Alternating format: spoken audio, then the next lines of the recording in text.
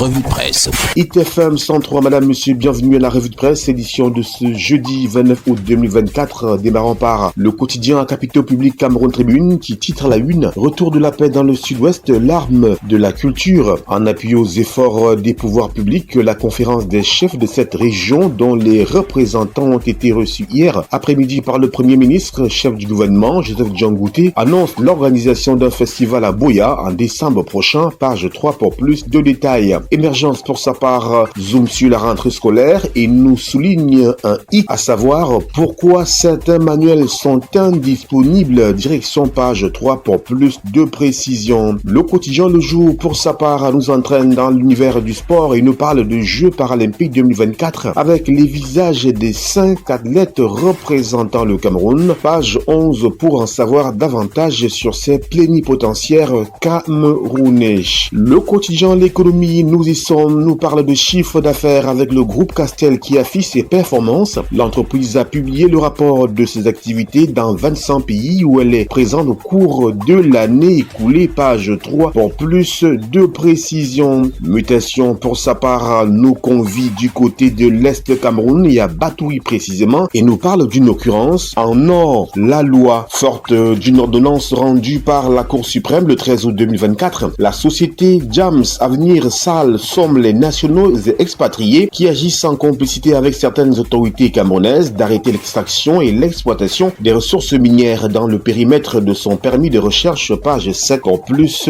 de détails. La revue de presse édition de ce jeudi 29 août 2024 se poursuit avec un autre titre sur notre table ce matin. Il s'agit de défis actuels avec à la une, loi de finances 2025. Les opérateurs économiques proposent des réformes fiscales. PME et grandes entreprises réunies au sein de la Chambre de commerce, de l'industrie, des mines et de l'artisanat du Cameroun CECIMA ont soumis 18 propositions pour l'élaboration de l'avant-projet de loi de finances 2025 au directeur général des impôts en séjour à Douala, page 3, c'était le 27 août 2024. Le drapeau, pour sa part, nous convie en politique et nous parle de présidentielle 2025 avec le maillot Tchanaga qui plébiscite Paul Biya. Des milliers de citoyens camerounais se sont rassemblés le 28 août dernier à Mokolo dans la région de l'extrême nord pour exprimer leur sincère remerciement et soutien indéfectible au président Paul Biya, affirmant leur désir de le voir se présenter à la présidentielle de 2025, page 3 du journal Le Drapeau pour plus de précisions sur cette initiative. Sécurité sanitaire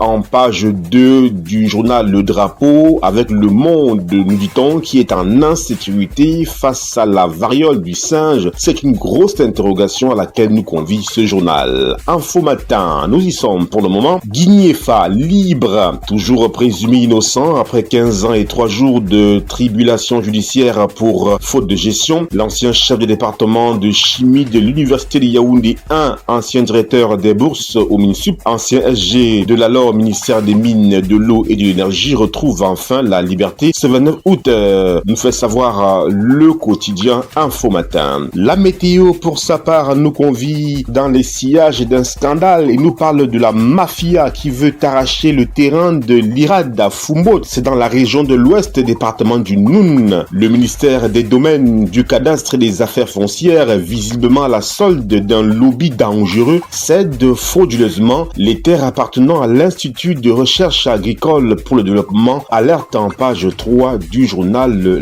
La Météo. Le financier d'Afrique, pour sa part, nous parle de gestion publique avec le tribunal qui déboute le consul pays blanchi le directeur général de la CNPS. Dans son verdict du 23 août 2024, le tribunal administratif de Yaoundé ordonne la suspension de la mise en débit de Noël Alain-Olivier Mokolo-Mvondo Akame et déclare incompétent le consul pays en matière de contrôle des finances publiques, des entités publiques et des CTD. Tout ceci est à lire dans les colonnes du journal Le Financier d'Afrique pour comprendre et lire comment est-ce que le tribunal a débouté le consul pays pour bien évidemment blanchir le directeur général de la Caisse nationale de prévoyance sociale, Olivier Noël Mokolo-Mvondo. Toujours avec le financier d'Afrique, infrastructure portuaire, direction Nord Cameroun avec le port autonome de Douala qui réhabilite le port fluvial de Garoua. Tout ceci est à lire dans les colonnes du journal Le Financier d'Afrique. Le Point revient aussi sur l'actualité autour du directeur général de la Caisse nationale de prévoyance sociale, tribunal administratif, rapport du Consupé, DGCNPS, insaisissable, nous dit le point en page 7 de ce numéro. Mécontent de la décision du Conseil de discipline budgétaire et financière du Consupé, le DG de la CNPS a saisi la justice afin de rétablir son honneur. Le 22 août 2024, le tribunal administratif, se fondant sur les dispositions des lois du 11 juillet 2018 au Code de transparence et de bonne gouvernance dans la gestion des finances publiques d'une part et celle portant régime financier de l'État et des